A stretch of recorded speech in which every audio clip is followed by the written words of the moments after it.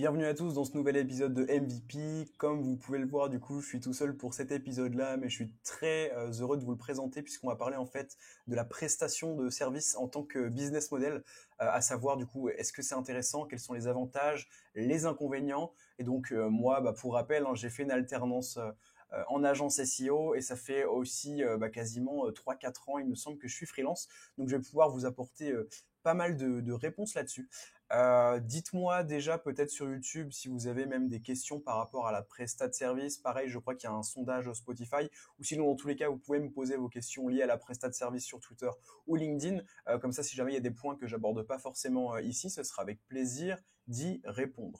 Donc, tout d'abord, si on devait définir un petit peu la presta de service, c'est vraiment globalement vendre son temps et son expertise à une autre entreprise qui du coup va bénéficier de vos compétences. Moi, en l'occurrence, mes compétences en référencement naturel, donc en SEO. Évidemment, ça a beaucoup d'avantages, surtout quand vous commencez en indépendant. Si on compare un peu tous les modèles indépendants entre, je sais pas, lancer sa marque de vêtements, être presta, comme je disais, peut-être monter un site, le référencer, le monétiser via l'affiliation, en fait, la prestation de service, c'est le business model qui va vous apporter le plus de cash à court terme. Et ça, c'est génial puisque en réalité, bon, on va pas se mentir, l'acquisition client, c'est quand même compliqué au début. Mais je veux dire, une fois que vous avez un client, il vous paye directement, etc. Il n'y a pas besoin, entre guillemets, d'attendre d'avoir des résultats en SEO puisqu'on le sait, du coup, le SEO, on est sur des résultats qui vont être visibles au bout de peut-être 3 à 6 mois. Donc ça, c'est vraiment le premier point. C'est le cash flow, entre guillemets, rapide. Et ça peut vous permettre d'ailleurs si vous êtes salarié, de vous faire rapidement un complément de revenu. Si vous êtes en full freelance, de générer rapidement du cash pour ensuite peut-être réinvestir dans d'autres projets qui seraient plus coûteux, type, je sais pas, monter sa marque de vêtements, monter sa marque de compléments alimentaires, où là, vous allez avoir besoin d'un apport en capital qui va être plus élevé que la presta, où entre guillemets, vous avez globalement que vos outils à payer, peut-être un peu de dépenses sur l'acquisition, sur votre branding, mais voilà, c'est vraiment très raisonnable. Donc ça, pour moi, c'est l'aspect qui est vraiment top. On a aussi évidemment tout l'aspect de communication avec le client. Ça peut être à la fois un avantage et un inconvénient. Ce sera un avantage pour vous si vous êtes à l'aise vraiment à parler avec un client, peut-être surtout dans une thématique comme le SEO, on va devoir vraiment faire de la pédagogie, expliquer qu'est-ce que le SEO, quelles sont les actions que vous menez, pourquoi est-ce que vous achetez des backlinks sur telle plateforme, pourquoi est-ce que les résultats SEO vont prendre du temps, etc. Donc ça, il faut vraiment être à l'aise avec ça. Si vous êtes à l'aise, comme moi par exemple, j'aime bien, ce sera un véritable avantage puisqu'en fait, vous aurez des points. Bon, faut pas trop de points non plus avec vos clients, mais vous serez vraiment en communication directe avec vos clients. Vous leur expliquerez des choses, etc. Moi, par exemple, quand j'apprends des choses à mes clients en SEO, je suis très content quand je vois que globalement leur compréhension globale du SEO, elle évolue au fur et à mesure de la presta, qui commence à comprendre les enjeux, peut-être même mes critères de sélection en netlinking, pourquoi je choisis tel site et pas celui-ci, etc. Je suis très heureux parce que du coup, je me dis qu'ils développent une vraie logique même en interne. Et d'ailleurs, souvent les personnes que je vais le plus former en interne chez les clients, de manière indirecte, c'est vraiment les personnes qui vont être responsables du contenu, qui vont publier des articles, etc. Voire les personnes vraiment responsables de la technique plutôt, où là on va avoir des discussions sur la web performance, etc. Donc voilà, moi je prends vraiment beaucoup de plaisir à ça. Ceci dit, je suis pas trop fan non plus des calls à outrance. Alors j'ai de la chance, c'est que moi du coup en Presta là, j'ai vraiment un seul client sur mes 4-5 clients mensuels. J'en ai un seul où en fait tous les mois, en fin de mois, on a un point reporting, etc. Et les autres, j'ai pas forcément ça. Donc je dirais qu'en moyenne, des calls clients, je dois en faire un ou deux. Donc c'est vraiment faible. Et pour ça, je pense que j'ai de la chance parce que on va pas se mentir, même si on aime la communication client, parler avec les gens, expliquer les choses, apprendre des choses, si vous commencez à avoir deux calls tous les jours, c'est juste plus possible. Vous pouvez plus avancer sur les tâches opérationnelles. Et évidemment, vous en doutez, c'est ces tâches opérationnelles-là qui vous font emporter des résultats. Et puis c'est souvent aussi ce que vous kiffez le plus faire, puisque par définition, c'est votre métier pur et dur. Donc voilà pour ça. Pour moi, c'est donc vraiment un avantage, mais ça peut être un inconvénient. Je sais qu'il y a certains profils en freelance, surtout du côté développement web, qui vont vraiment pas avoir spécialement envie de parler avec des clients, expliquer des choses, etc. Ça les fatigue, ça leur prend de l'énergie. Sachez que vous avez ce point-là qui est vraiment, qui est vraiment à considérer. Euh, L'inconvénient de la Presta SEO, c'est vraiment au niveau de l'acquisition.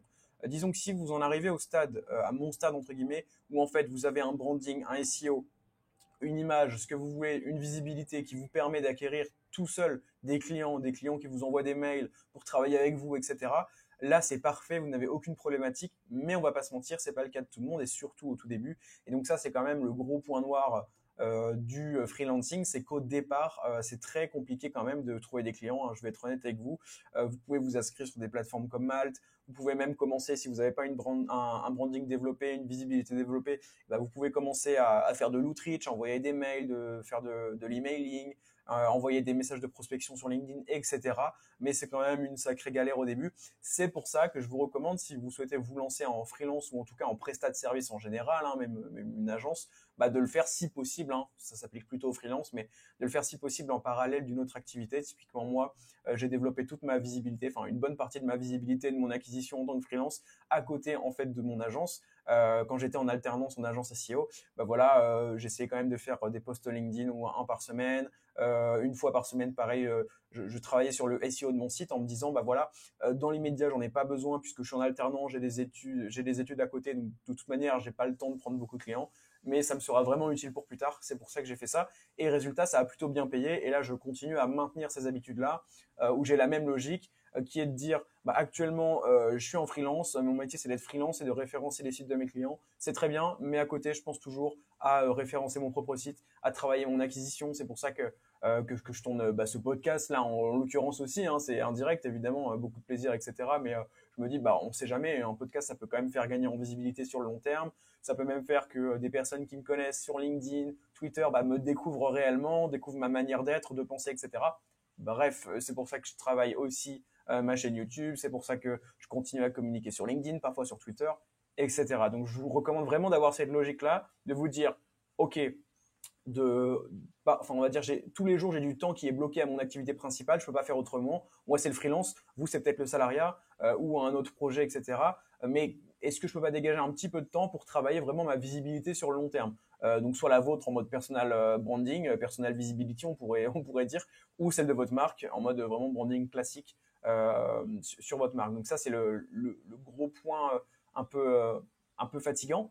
Après, il y a aussi un autre point, c'est que si vous avez, je sais pas, si la communication avec les clients, ça vous va, si vous faites du cash rapidement, si l'acquisition, c'est même plus un problème pour vous, bah, vous pouvez toujours avoir des problèmes plutôt du côté client où vous allez tomber peut-être sur des clients qui vous payent bien, mais voilà, qui sont très exigeants, qui sont trop impatients des résultats, alors que peut-être de base, en plus, avant de les signer, vous avez peut-être fait un gros disclaimer pour leur dire, voilà, est-ce que tu es bien conscient que ça va durer tant de mois, tant de mois, tant de mois, etc. Il était chaud, etc. Et puis au bout d'un moment, il commence à être trop impatient, etc. C'est malheureusement des choses qui arrivent. En général, on arrive quand même à identifier facilement ces clients-là. Moi, j'ai eu le cas. C'est un client qui, d'emblée de jeu, je voyais qu'il était un petit peu pressé, etc. Je me disais, bon, peut-être que ça va être compliqué niveau relationnel.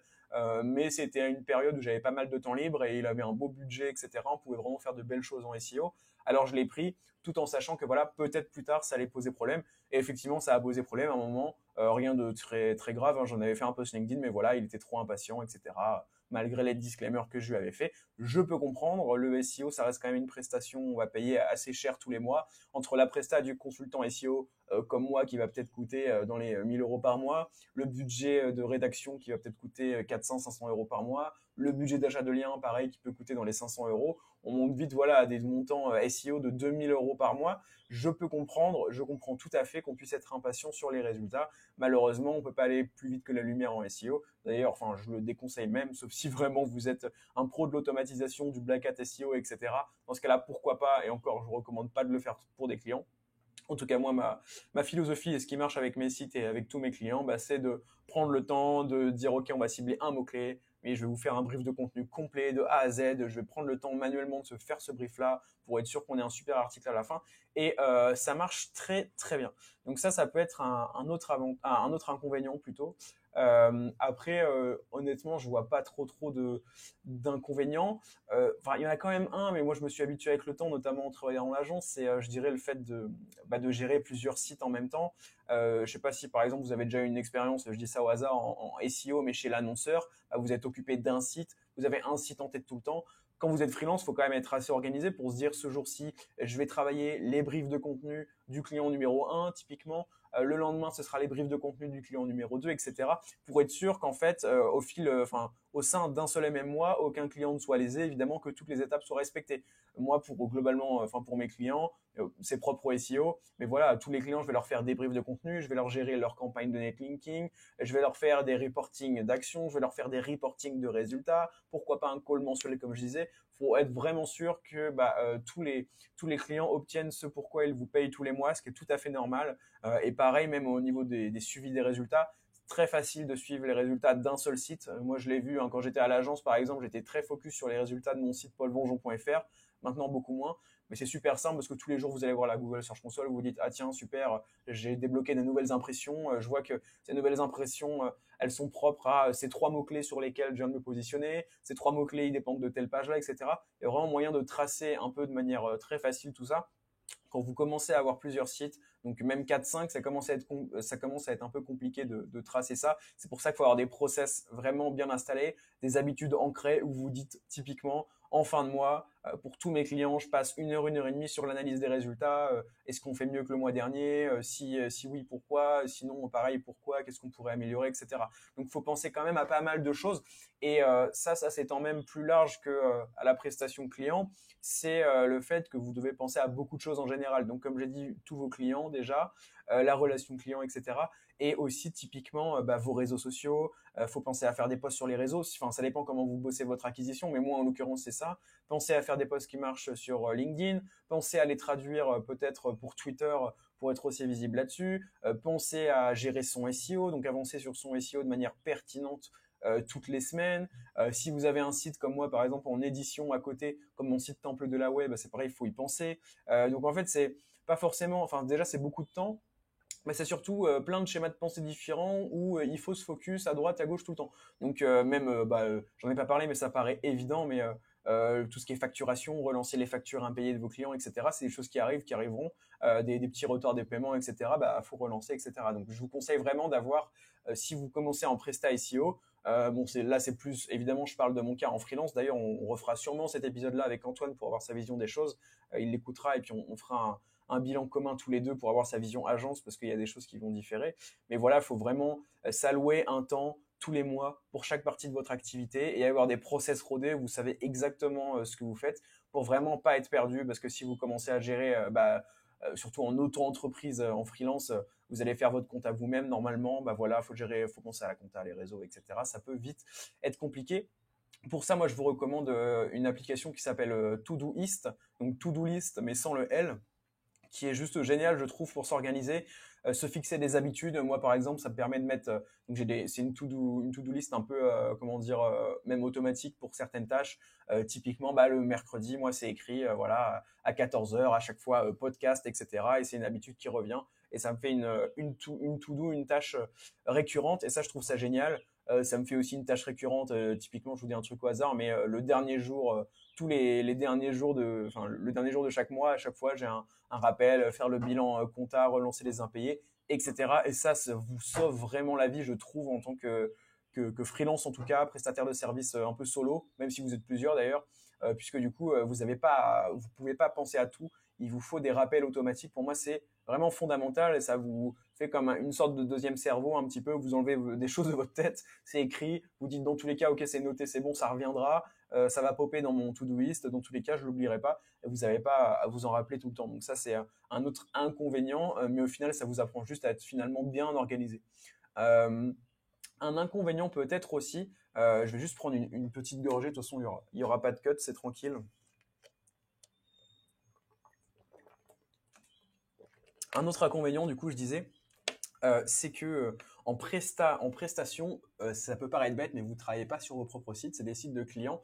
Et parfois, notamment si vous avez lancé, vous, vos propres sites, par exemple, auparavant, hein, donc là je parle pour le SEO, mais j'imagine que ça se décline aussi pour d'autres thématiques comme le copywriting, l'ADS ou quoi, en fait, vous n'allez pas forcément avoir la même motivation que si c'était vos propres sites. Là, encore une fois, je vous invite à réécouter limite ce que j'ai dit 5 secondes plus tôt, à savoir avoir un système de productivité avec des choses à faire où vous dérogez jamais à la règle, une discipline et surtout avoir des processus en place que vous respectez à chaque fois à la lettre qui vous permettent de faire un travail le plus qualitatif possible pour vos clients parce que se motiver à faire une super page bien optimisée pour son propre site d'affiliation où on va mettre en avant des produits, potentiellement il y a des commissions qui vont tomber derrière, c'est très facile je trouve.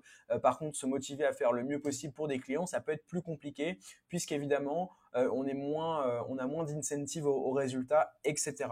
Spoiler, c'est pas parce que il y a peut-être moins de motivation au départ et encore c'est pareil, ça dépend des thématiques des clients. Moi j'ai quand même la chance d'avoir beaucoup de clients dans le bien-être, etc. Des thématiques que vraiment j'adore, donc là il y a aucun souci. Mais je sais pas, par exemple à un moment j'avais un client que je nommerai pas, mais on a travaillé quelques mois ensemble. Ce client-là vendait en gros des logiciels permettant d'optimiser la productivité, la gestion des stocks, etc. des usines. Je peux vous dire que ce genre de thématique, quand vous devez faire des briefs de contenu là-dessus, c'est pas très très fun. D'où l'importance du coup d'avoir vraiment, par exemple, un process de brief étape par étape où vous allez très très loin pour être sûr de lui délivrer de la qualité.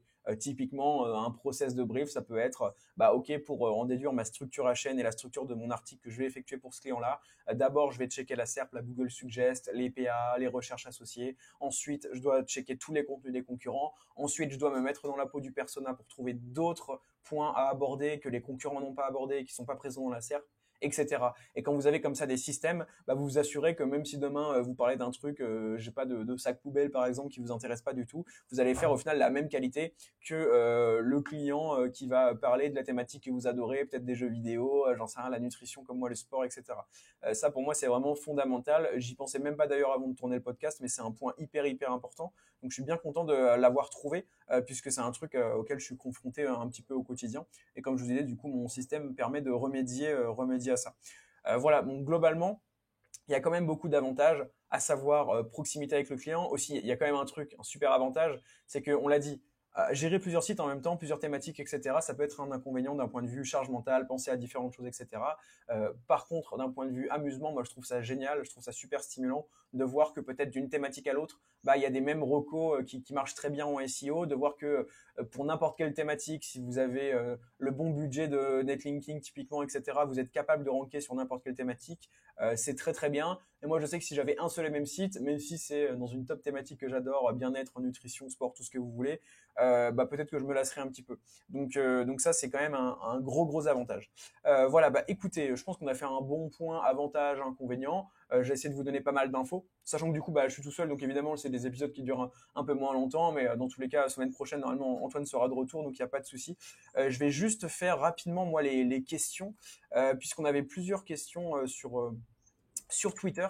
Donc on va en profiter pour faire ces questions-là. Je vais peut-être pas répondre à tout parce que on a quelqu'un qui nous a bombardé de questions. Donc on va voir ça tout de suite. Alors, tac. On a donc @digital SIA age, donc une agence, j'imagine, digital SIA, qui nous dit du coup un mot-clé reste dans la même position, voire baisse en position après l'achat de backlinks. Quelle conclusion en faire? En fait, moi je dirais que tu peux pas te faire de vraies conclusions là-dessus. C'est toujours au cas par cas. Déjà, depuis combien de temps est-ce que ton backlink s'est publié, indexé dans Google? Pour moi, c'est une des questions les plus importantes puisque ça paraît tout à fait normal, typiquement que Google ou même tes outils, etc., mettent des fois peut-être même un mois à découvrir tes backlinks. Moi, j'ai eu la chance, par exemple, quand j'ai utilisé Linkuma pour mon site Temple de la Way, j'ai vu des résultats très très rapides, de l'ordre peut-être d'une semaine max. Donc voilà, mais voilà, le timing c'est quelque chose à considérer. Maintenant, on va pas se mentir, si ça fait 6 mois que tu as acheté des backlinks, effectivement, il y a beaucoup de chances pour qu'en fait ça n'ait rien fait, ou alors ça t'a boosté, mais les concurrents en face de toi mènent aussi une campagne de netlinking et du coup ils montent en même temps, ce qui fait que personne dépasse personne. Ça peut être possible aussi. Donc à checker de ce côté-là. Après, je t'invite à vérifier vraiment depuis combien de temps tes backlinks ont été faits, est-ce qu'ils sont bien indexés, est-ce que le contenu, toi, te paraît coréen, coréen, coréen, je pense pas, non, cohérent. Est-ce que pareil, le lien est bien placé dans l'article? Tu peux vérifier aussi, je t'invite fortement à faire ça. Est-ce que ta page référente, donc la page sur le site qui te fait un backlink, est bien maillée au sein du site, du domaine référent? Donc pour faire ça, tu peux crawler ton site, le site qui te fait un backlink avec Screaming Frog. Donc tu rentres juste le nom de domaine, tu crawles le site et après tu recherches l'URL en question. Et une fois que tu la trouves, tu cliques dessus, tu vas ensuite dans lien entrant. Bon, je peux pas faire de partage d'écran là, mais tu vas dans lien entrant et comme ça, tu vois tous les liens internes que reçoit ta page référente. Et tu peux rapidement voir, ça se trouve, c'est une page orpheline. Donc ça se trouve, elle est même pas indexée. Si elle est pas indexée, c'est peut-être parce que c'est une page orpheline qui est même pas maillée en fait depuis d'autres pages du site. Donc ça, c'est vraiment des choses à checker. Après, il y aurait plusieurs choses à checker, mais je t'avoue que c'est un peu compliqué de te donner une réponse. Voilà, mais j'essaie de t'apporter des points, des points de vérification. Donc sinon, tiens-moi au courant. Comme d'habitude, moi je réponds dans tous les cas à mes DM, LinkedIn, Twitter. Je réponds à tout au moins une fois par semaine, en l'occurrence le samedi. Donc hésite pas. D'ailleurs, il me semble que oui, on parle déjà en DM tous les deux. Donc hésite pas à m'apporter des éléments au fur et à mesure des semaines, peut-être pour que je fasse des checks rapides. Même si tu auras compris, c'est un peu compliqué pour moi de checker tous les sites et toutes les demandes que j'ai. Ensuite, du coup, on a Sébastien. Là, Sébastien, il nous a bombardé. Sébastien Deluc. 1, 2, 3, 4, 5, 6, 7, 8 questions. Sébastien, il est chaud. Alors, on va peut-être pas répondre à tout. Donc, je vais vous lire toutes les questions. Que faire si une requête, ton site fait le yo-yo dans la SERP? Ça, c'est intéressant, je vais y répondre. Il y a beaucoup de différences sur Temple de la Way entre Majestic et SEMrush sur tes DR, donc plutôt les RD, je pense. Soit 17, soit 1. Ok, je vais y répondre. Quantité vs qualité niveau backlinks. Ouais, d'accord. Ouais, bah écoute, je vais y répondre aussi. Comment avoir autant de backlinks? Je suppose que tu n'as pas eu ça avec le Ninja Linking. Combien t'a coûté? BL plus DR. Ranking sous Wix envisageable. Désactiver JavaScript sur une page, ça sert à quoi? Qu'en conclure? Si rien ou très peu de choses s'affichent, rank impossible. Ok. Bon, on va répondre à tout rapidement parce que c'est quand même des questions super intéressantes. Alors, que faire si une requête de ton site fait le yo-yo dans la SERP? Pour moi, si une requête de ton site fait le yo-yo dans la SERP, c'est soit que ta page, elle a été créée il y a pas longtemps et que du coup Google ne sait pas trop quoi en faire, ou alors que tu as un peu de cannibalisation avec d'autres pages. Enfin, ça dépend ce que tu appelles le yo-yo, mais moi j'ai eu des cas de yo-yo où vraiment il y avait des pages, notamment sur la requête consultant SEO, qui se positionnaient soit 15e, soit 90. 15e, 90, 15e, 90. Ça, pour moi, c'est du vrai yo-yo. Après, si tu fais un petit yo-yo, genre, tu passes de la 3 à la 5e position, là, il y a absolument presque rien à en déduire, si ce n'est que Google fait des yo-yo un peu constants sur toutes les SERP. Moi, je connais typiquement la SERP agence SEO que je regarde assez régulièrement. Je veux dire, une fois je suis deuxième, une fois je suis septième même, une fois je suis cinquième, etc. Donc, ça dépend ce que tu appelles le yo-yo. Mais si c'est vraiment un grand yo-yo, c'est peut-être qu'il y a un problème de cannibalisation. Pareil, des fois, pour une requête, tu peux avoir deux URL qui vont ranker. Un jour, ça va être l'URL A qui va ranker deuxième, l'autre jour, ça va être l'URL B qui va ranker quatrième. Dans ce cas-là, peut-être à voir, est-ce que tu n'as pas d'autres pages qui sont optimisées pour ça? Est-ce que ta page est assez optimisée? Et si vraiment elle fait le yo-yo de manière constante et un grand yo-yo, bah, je t'invite tout simplement à réactiver tous les leviers d'optimisation qu'on a en SEO, à savoir peut-être refaire des liens internes optimisés vers cette page-là, refaire des backlinks en deep linking vers cette page-là sur des encres peut-être semi-optimisées pour donner un signal à Google en mode cette page, t'as vu, elle parle bien de ça. Peut-être même réoptimiser les contenus. Après, c'est au cas par cas. Donc, la différence de RD entre Majestic et SEMrush. Donc, c'est vrai que sur mon site Temple de la Way, sur Majestic, je crois que j'ai une vingtaine de domaines référents, alors que sur SEMrush, on va en trouver 200. C'est tout simplement que SEMrush va être plus performant entre guillemets, il va crawler beaucoup plus de sites. Il faut savoir que du coup, c'est des crawlers un peu comme Google qui vont aller de site en site, etc. pour analyser les liens que se font les sites entre eux typiquement. Et donc SEMrush doit avoir beaucoup plus globalement de pouvoir d'achat entre guillemets, de budget de crawl on pourrait dire, et donc doit identifier beaucoup plus de liens. Ceci dit, moi je préfère utiliser Majestic parce que tu vois, je remarque que Majestic, s'il m'en sort 20, ça va être 20 vrais domaines référents venant de vrais sites, etc. Qu'est-ce que j'appelle un vrai site? C'est un site qui a du contenu, etc. Alors que SEMrush, il va certes en sortir beaucoup plus, mais beaucoup de liens un peu pourris depuis des sites automatiques qui sont en dynamique, qui font des liens, des annuaires automatiques vers plein de sites, etc. Où au final, tu te rends compte en checkant que le lien est même plus présent dans le code source, etc. Donc c'est pour ça que je préfère Majestic parce que je vois beaucoup plus de vrais RD et je regarde toujours Majestic du coup. Donc voilà, quantité versus qualité niveau backlinks, 445 backlinks pour Temple de la Way. Donc ça, 445 backlinks, je pense que tu as vu ça sur SEMrush du coup. Quantité versus qualité, moi je dirais un peu des deux en fait, parce que si tu vises que la qualité, tu vas avoir peut-être des super liens depuis des sites qui rankent très très bien, qui vont avoir des belles positions, etc.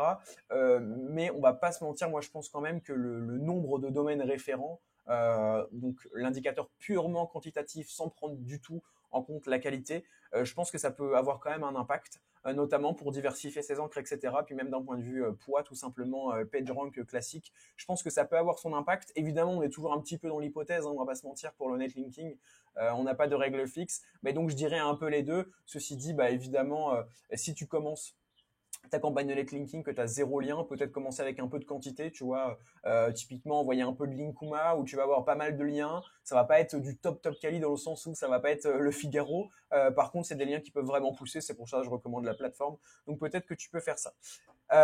Écoute, je pense que là, je vais pas répondre aux autres questions parce que ça prend quand même beaucoup de temps et j'essaie de bien traiter les questions. Puis ça ferait un peu trop pour Sébastien et pas assez pour les autres. Et donc voilà, je pense qu'on va s'arrêter là. Donc on a fait un épisode vraiment avantage-inconvénient sur la Presta. J'ai répondu à vos questions. N'hésitez pas à vous abonner à la chaîne YouTube de ce podcast-là ou à nous mettre dans tous les cas, booster ce podcast en fait. Si vous êtes sur YouTube, mettez un like, mettez votre meilleur commentaire. Je sais que quand je dis ça, vous avez la flemme de le faire, mais faites-le quand même. Si vous écoutez ce podcast sur Spotify, c'est pareil. Mettez-nous des petites étoiles. Vous avez la flemme. Moi aussi, j'écoute plein de podcasts. J'ai tout le temps la flemme de leur mettre des étoiles. Mais voilà, maintenant, je commence à le faire parce que je sais ce que c'est d'avoir un podcast. Et donc, ça permettra de référencer ce podcast-là. Recommandez-le. Bref, interagissez, cliquez sur tous les boutons qu'il y a devant vous. Je vous dis à la semaine prochaine. Ciao!